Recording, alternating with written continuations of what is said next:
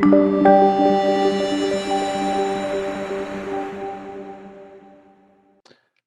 and welcome to another episode of R&N brings you Martin Burns talks to people he finds interesting. So here I am again. I've got a great guest today. He is the U.S. CEO / managing director of JobTip, JobTip, which is a really exciting ad platform that focuses on automation of ad content and using social networks and all kinds of fun stuff, but does it at a consumer level. So we're actually getting technology for the industry that is probably a little more advanced, you could say, than some of the technology we typically have our hands on, which is fun. The backstory of JobTip is they were founded by, well, kind of two separate groups, or one was a group, one was a person came together. The founder of Universum founded Universum back in the 80s, and then flash forward a bit to, well, a few decades actually, really, where he met up with the founders of Jobline, and Jobline was really Europe's first actual digital job platform. It was acquired by Monster, I think, sometime. I want to say early 2000s. It was founded mid 90s, so they go back a bit too. They came together. They're all based in the Nordics, and they had an idea for a new way of doing ad content, which was interesting and exciting. They did a kind of an incubation, if that's the right phrase, really kind of scaled it up in Northern Europe more than anything else. But a little more than a year ago, they just decided to expand into the United States and open up U.S. operations and really expand everything. And they brought Jonathon on board just after that COVID hit. So I just thought, I got talking with Jonathon at HR Tech a few weeks back, and I just thought to myself, man, this story is interesting. What he's been through the past few months, trying to kind of scale something and rebuild it, and also deal with the pandemic at the same time is just interesting. So without further ado, Jonathon, if you kick it off, talk a bit about yourself, I'd appreciate that. Definitely. Thanks, Martin. Thanks for having me on. Yeah, sure. It's definitely been exciting. A little bit about my background. So I've been in the industry for nearly 20 years now. A long part of my tenure has really been served at one of the largest job boards, which was CareerBuilder, and many different roles there. Everything from things about CareerBuilder through the managed service division, which really helped us get to where we are today within our organization, understanding clients' processes, understanding companies' processes, and trying to find gaps in processes that haven't been identified to help companies actually be able to recruit smarter, recruit faster, and actually do it at a lower price point as well. I'm excited to talk to you today and sort of talk about what we're seeing in the industry as well and sort of the journey we've been on. Yeah, appreciate it. So I guess my first kind of question is, as I mentioned earlier, is you joined JobTip in January of last year. Mm-hmm. So you go from, I think it was 16 years at CareerBuilder, big organization, a lot of roles and a lot of resources too, right? That's the nice thing about a company of that size is there's process, there's technology, there's money to do things. To a scaling startup, which, as I understand, was based in Europe and moved to the U.S. Around the same time. And correct me if I'm wrong, and kind of fill the gaps in. But you sort of joined in January, going from that resource-rich environment to a startup that's scaling, and within a month or so, COVID hits and mm-hmm. really impacts everything. So I just thought when we first met up, a few weeks ago, and we were chatting, I thought that is really interesting. Like, what's that like to go through that and to try and build a business? And what are the benefits and what were the challenges too? So can you talk a bit about that journey? Yeah, absolutely. And it's definitely a journey. That's a great, great way to say it there. Back with CareerBuilder, the stability was great, right? The company is a fantastic company. I could have never thought that we would have this issue with COVID coming in when I was moving over to JobTip. But as you said, the resources, everything else at CareerBuilder were great. Moving to a startup, there's a lot of unknowns, right? You've probably all seen the sort of end map of building a business where you have the starting point and the end point, and it's all these lines going everywhere, and it couldn't be more true, right? You sort of set your sight, and it pivots 86 different times to get from point A to point B. Where with CareerBuilder, you had so much more infrastructure to be able to really build it and go from point A to point B faster. But on the startup, you also have the ability to adapt and move faster, I would say. And so that's been a big difference. COVID, in a way, helped us develop what we're doing today because we're actually able to pause and say, instead of let's just take the solution that we had in the Nordic region within Europe and take it to the US market, we're able to sort of reinvent our solution and make it scalable for the US market.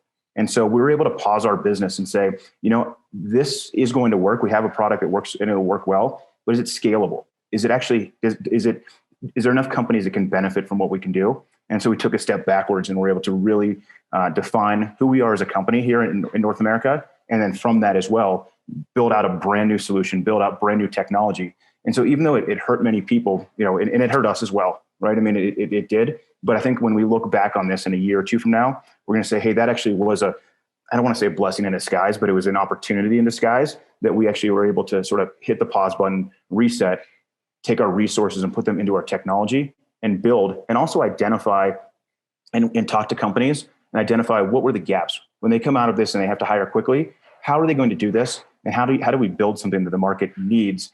And that's sort of, the journey that's been along, but, going from a very stable organization to something that is a startup, it's night and day, and being back at Career Builder, 17, 18 years ago, it felt like a startup at the time. It had that sort of Wild West feeling of let's go, go, go. I had a leader one time tell me, it's like, visualize yourself in this convertible driving down the road with your hair flying, like going as fast as you can, crazy, just getting to that end goal. And that's what we're sort of feel like right now at JobTip. And that's what it felt like 18 years ago. So it's sort of fun and revitalizing in that sense as well. Yeah, so a bit of a flashback to yeah. I don't want to say younger days, but earlier days. Sure. Yeah, so and I think that's a good point about kind of rebuilding and a chance to kind of retask and have the time to actually breathe and figure out your solution. And that's always the push pull with startups is that you have that. Well, you have limited resources in terms of time, personnel, money, investment, et cetera, and typically you divide them among your marketing, sales, engineering, kind of product management, et cetera. And then you try to figure out what you can put in what bucket and still manage. It sounds like the opportunity for y'all was that you could take some of that time and investment out of sales and marketing and put it more into the technology. Is that correct? Or it is, yeah. So yeah, absolutely. Our technology is still based out of Sweden. Our CTO and our tech team are over there. And that was really the goal is how do we develop this technology? How do we do it quickly? And what resources do we need to do that? What changes do we have to make here today to be able to benefit in the future? And really, it was that change of moving, those marketing, the sales sort of operations into the technology space for us. And then coming out of there, we can rescale that part of our business. So what kind of changes did kind of scaling in the U.S. entail versus the Nordics? Yeah. So I would say the biggest thing is volume, right? So a company in the Nordics that has maybe 1,000 to 2,000 jobs a year is a big opportunity. Where here in the U.S., our enterprise accounts have 1,000 new recs a month, a week, right? So the scalability is huge. How do you scale to a company that has 10, 15, 20,000 open recs at any given time, and how do you automate processes for them to make their life easier? And that's what we spent a lot of time is instead of manually doing things, how do we automate processes and make that work for larger enterprise organizations, but also scalable down to companies that have 500 or less employees as well. So how do you make this work across, essentially every company in the US that has a need? And then how do you make it like, if I have to manually do this 10,000 times, I'm probably not going to sign up for this, right? But if I can automate it and push one button and everything works for me, that's something special. And I don't want to get into what we do as a company in a full pitch there, but each time you'd have to do this manually would be 15 to 30 minutes times X amount of recs. Now you can do this fully automated into a plug and play model. And so that's where we've really had to scale is how do we make this easy? How do we make this that somebody doesn't have to log into a new platform and manage this on a daily basis? How do we fully automate a process for a client? Okay, that's helpful. That's really helpful. A couple of questions that kind of follow on to that is, did that impact pricing? It actually drove the pricing down. So I would hope. Yes, absolutely. Insignificantly. And I'll just, again, I don't want to make this all about us, but no, you can. This is part of the talk. Yeah. I think I know I understand more about what you do, and I think the audience does too. So please kind of walk us through it. That'd be helpful. Definitely. So I'll give you, let's if we rewind backwards and look at what a campaign cost previously. So a 3-week campaign was about $1,500, and we'd run a social recruiting campaign. So we'd use social media to identify talent and target them. With our solution now, you can actually publish 100% of your open recs. We'll feed them into our platform, our automated platform. They essentially convert into social media campaigns, recruiting campaigns, and then either retarget or target an audience, an identified audience. And you can actually do that for all of your jobs for as little as $1,300, where you had one rec was $1,500 before. So our price point's completely went down. Yep. Massive, right? And so we think we're much more scalable to what businesses one can afford and what they need. there's no way you could have, if you had 100 recs, you're not going to pay $1,500 per campaign. It just isn't in the budget. Sure. And so how do we make this work for companies? How do we make it affordable for companies? And those are things that we've been very conscious about is, we don't want to make this out of reach for anybody. We want to make it a solution that's in reach and delivers a really high value. I mentioned retargeting. That's something we focus on a lot and really trying to mirror what e-commerce companies are doing today and taking sort of that same marketing technology, same marketing strategies, and really implementing that into recruiting and talent acquisition today. So if you could kind of walk us through, and I've got, I think, a decent handle on retargeting, but just for everyone's sake, can you walk us through what that means to you and how you see it applying to recruiting versus consumer, and what the overlaps are, what maybe some of the challenges are too? Absolutely. So if you look at the consumer space, and it's really any online retailer, the stats would show you that about only 4% of somebody that visits the website for any product the first time actually converts to a purchase, right? So that's a challenge, because then you have to go really wide and find a really, really big audience if you're only converting 4% of your people looking at products or viewers into sales. And so what online consumers do, or online commerce, what they're doing is retargeting those individuals. So they're advertising that product back to them to get them to drive them back to that site to complete that purchase, ultimately seeing bigger conversion rates from that 4%. Well, in talent acquisition and recruiting, we have a very similar challenge.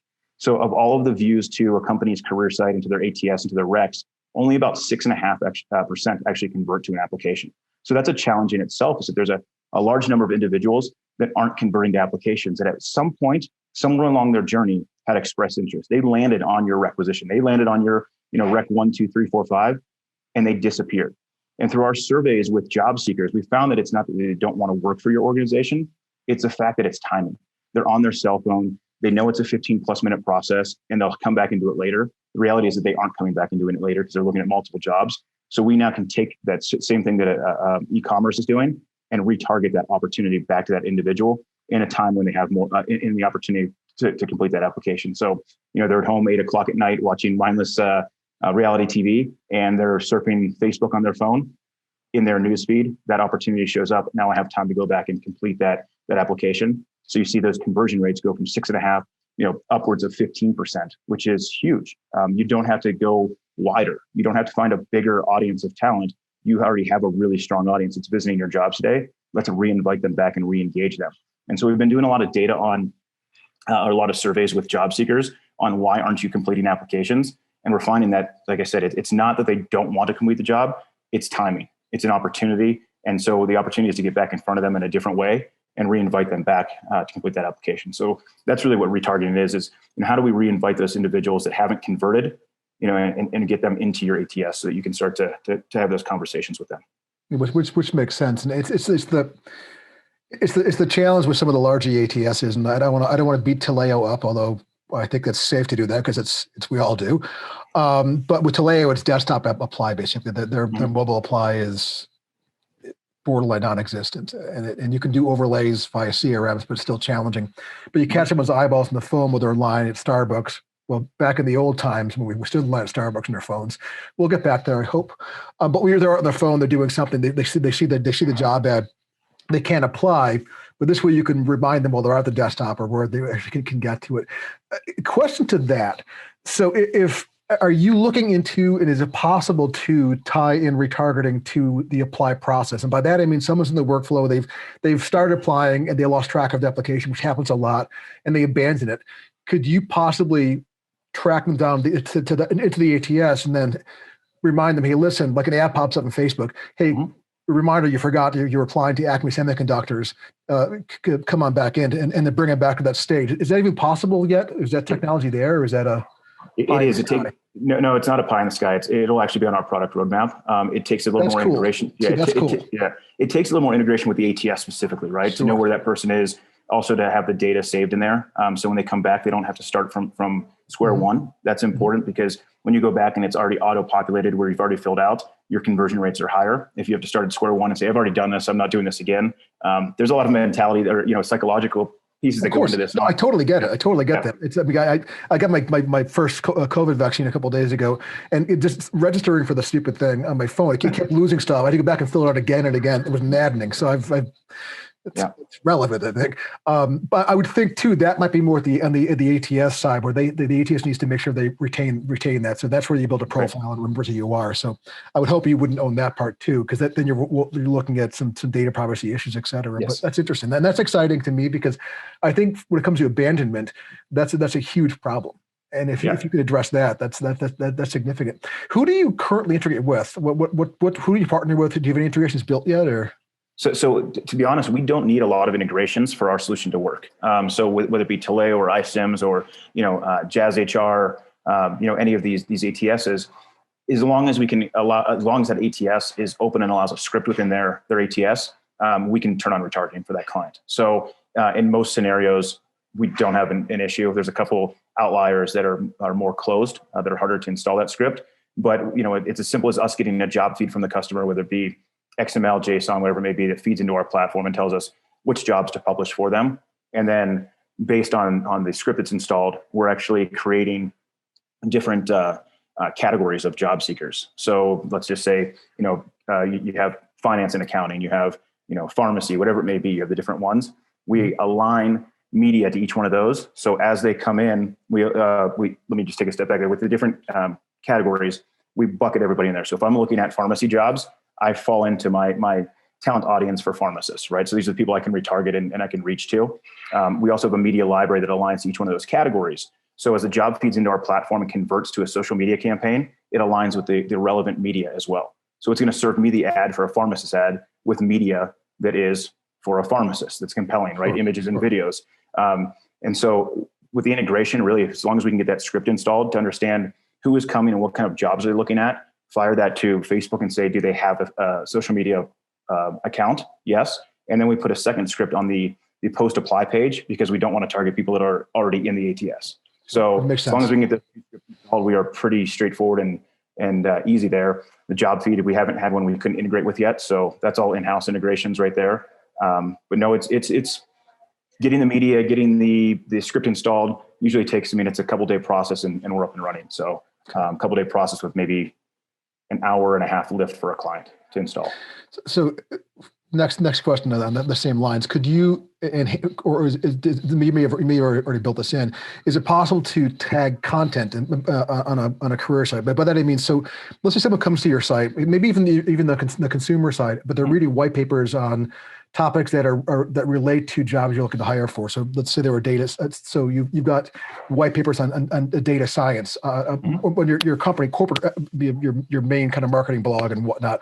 But could that be tagged so that if someone's hitting those papers a lot, some external, it triggers the ATS or for you rather, I should say, to start serving up job ads based on what they're looking at? Is that too far out there? Or? No, it's not at all. Not too far at all. So yes, if somebody's, we would have the ability, and it would be unique per client, right? And how it's set up and where everything lives and who we think is looking at that, what kind of job families are they aligned to? But then we can absolutely serve those jobs to those people looking at that type of content. Sure, and that's there's probably a service layer engagement there too, where you have to looking at ontologies and taxonomies, et cetera, and working through all that, or they have some folks internally who can do it for you. But that's a service layer. But I think that is really.